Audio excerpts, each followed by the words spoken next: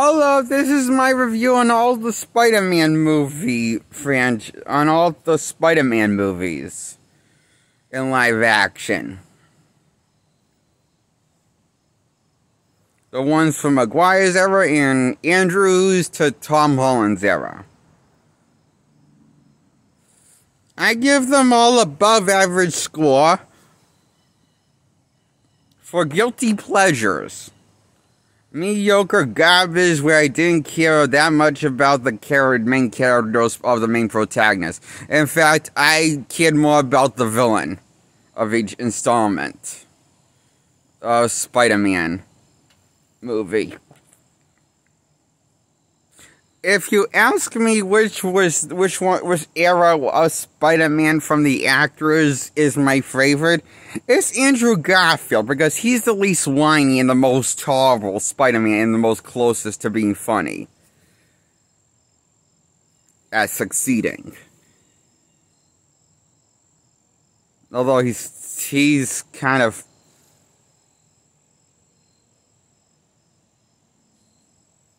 he doesn't know how to make Spider-Man funny without making him cringe. Again. Well, you know how Maguire can make Spider-Man funny, but he can make him cringe when he joked? Andrew's jokes are cringe, and,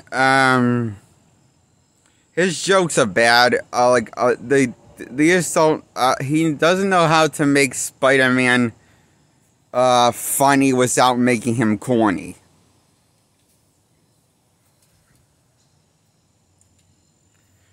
And, to be honest, it can get kind of, out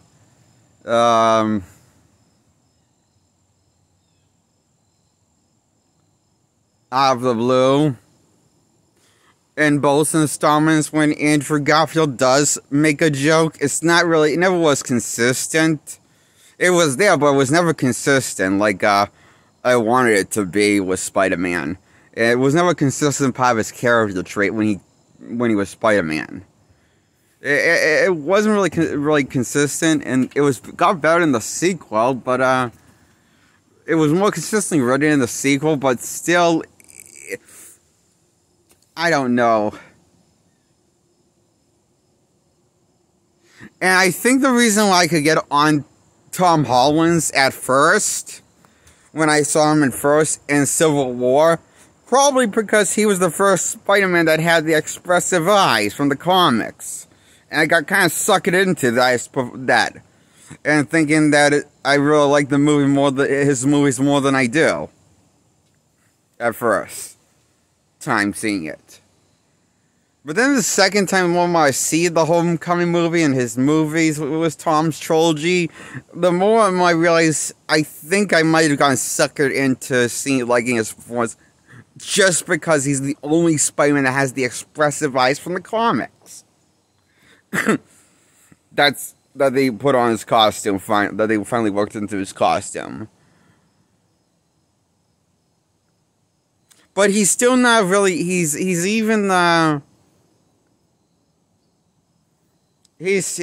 talks less. He's still not funny, still, but they get it from the expressive eyes. And part of the reason why Spider-Man is kind of funny in the comics because of his expressive eyes, besides his quirks from his jokes that he makes at the villains and mocking their outfit.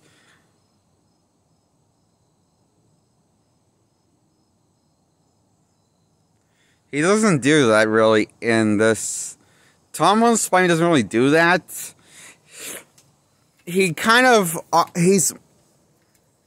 he feels more like a knockoff version of what Maguire did with Spider-Man. His portrayal on Spider-Man feels too similar to Maguire's. To the point he doesn't really do anything different with the character. I mean, he doesn't look, he just doesn't, he looks, I think because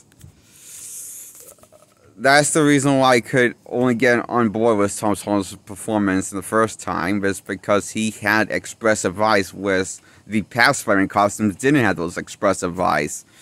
That made him which why he probably wasn't always as funny as he could have been with the Andrew era. Yeah, is this something that I considered? You know,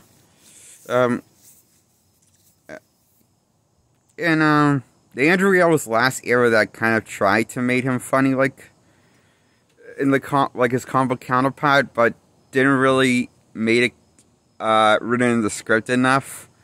This wasn't consistent with his behavior, his quirks, him joking and insulting the villains.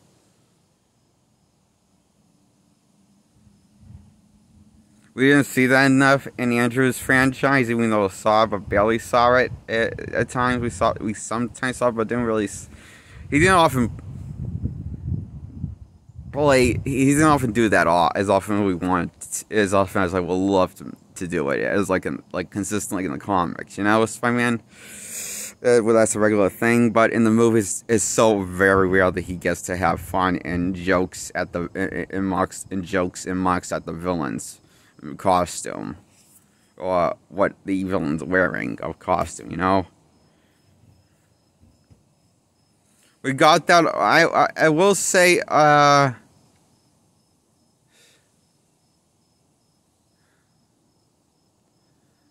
at least we got that a little bit in the most we got that in Andrew's franchises was the Amazing Spider-Man 2. And 1 with both of his movies. That's the most we ever gotten with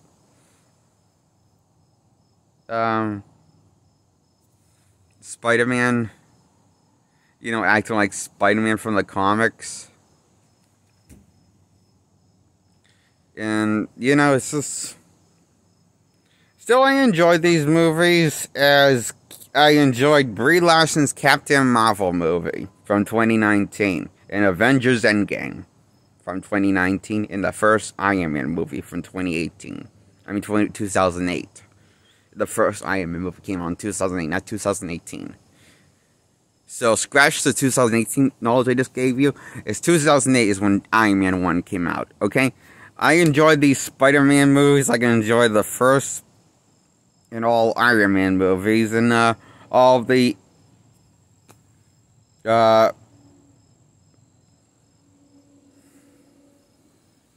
ones I mentioned. I enjoyed them the same level. 8 out of 10 for guilty pleasure. Nothing good to say about it, but plenty bad to say about it, and insults to say about it, about these movies. I enjoyed poking fun of these dumb movies and watching them when I was watching them. That's why they're guilty pleasures in my book. I enjoyed it like I enjoy Seth Rogen's Green Hornet as another guilty pleasure. From 2011, Seth Rogen's Green Hornet is a guilty pleasure of mine. I like poking at the fun, even though Seth Rogen's insufferable as the Green Hornet. I enjoy it nonetheless watching it. I give it as a guilty pleasure. I give it an 8 out of 10 Seth Rogen's Green Hornet, like I give the Spider-Man saga. From Maguire's era to Tom Holland's era, all the way to Tom Holland's era. That's why I give Spider-Man trilogy with all 3 Spider-Man movies with Tobey Maguire a 8 out of 10 as a guilty pleasure, and all 2 of the Amazing Spider-Man movies with Andrew Garfield, my favorite Spider-Man in live action, a 8 out of 10 for another guilty pleasure of mine. The best Spider-Man movies has to offer is the Andrew era in my book. And last but not least, Tom Holland's Spider-Man gets an 8 out of 10. All 3 of his movies gets an 8 out of 10 in my book for a guilty pleasure for not making a shitload of sense. Dumb writings that Shyamalan would be proud of and be impressed by. for how dumb standards it could be. It makes the last Airbender movie make sense. Tom Holland's, thanks to Tom Holland's Spider-Man 3, that beautifully connects all of the past iterations of the universes of Spider-Man. You see, what Spider-Man No Way Home, 8 out of 10. It gets 8 out of 10 because it beautifully introduced the all the past Spider-Man villains and variants of Spider-Man in live action as Andrew and Tobey, along with the rogue gallery of villains that died in the past movies. Supposedly, some of them. Actually, not some of them died, and some of them did not die. They still live and lived on their own life, like Sandman and Lizard. He got cured back into Connors, and the Green Goblin did die, and so did Dr. Octopus die in the past Spider-Man movies. And Electro died. Yeah, in the past Spider-Man movies when Andrew was Spider-Man. When Electro died, that was Andrew's last Spider-Man movie. The Amazing Spider-Man 2 is tied into. And you see what No Way Home does, it basically throws all these references and Easter eggs and makes it into a story of the past versions of the Spider-Man movies. Saga. And makes it a one coherent narrative saga with the third Tom Holland Spider-Man movie. Makes all of them kind of makes a whole, it kind of introduces the multiverse, and that's how past variants of Spider-Man played by past actors reprising their Spider-Man for their roles and suit up. And yes, they do wear costumes. We see them kick ass. And Tobey and Andrew with Tom Holland, and that's really the highlight of the movie. But it takes a while for the movie to get there.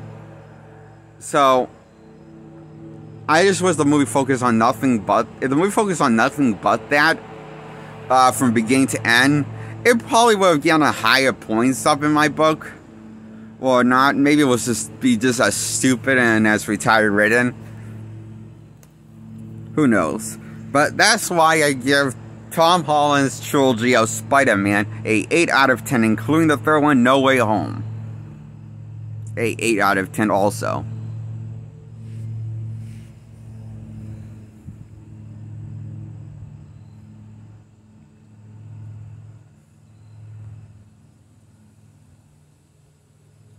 Another great guilty pleasure, I guess these can all be. These can all be, these are guilty pleasures in my book. 8 out of 10. Dumb, stupid, retarded fun. But with a slow snail's pace. That makes Shyamalan movies move fast in comparisons. That is what all these Spider-Man movies are in a nutshell.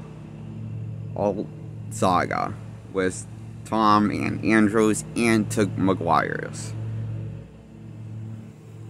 The newest to the oldest. Yeah, so that's my thoughts on all 3 Spider-Man variants Saga that they did. I give them all a 8 out of 10 Spider-Man franchises. From Maguire's and from Andrews and from Tom. I give all those 3 Spider-Man runs 8 out of 10.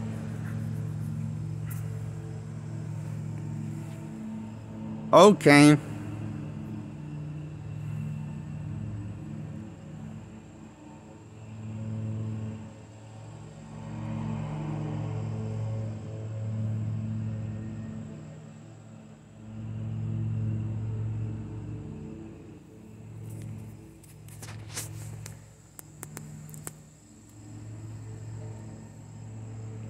the less you think about those stories in these movies, the more it'll make sense to you. It's just a fact with the Spider-Man movie stories, plots of each eras, with all three actors that played Spider-Man in the past. And we're all fucking disappointments. And let me down. And I'm ending on that review on that note. Okay, subscribe to my content. Yeah, and click the bell. Click the subscribe button second, and that order to subscribe. That's how you get subscribed. Hit the thumbs up. Hit the thumbs up on my older videos when checking them out. Like my older videos when check them out. And don't have to see them in any specific order when you check them out. Okay, my older videos, just let you know. Goodbye.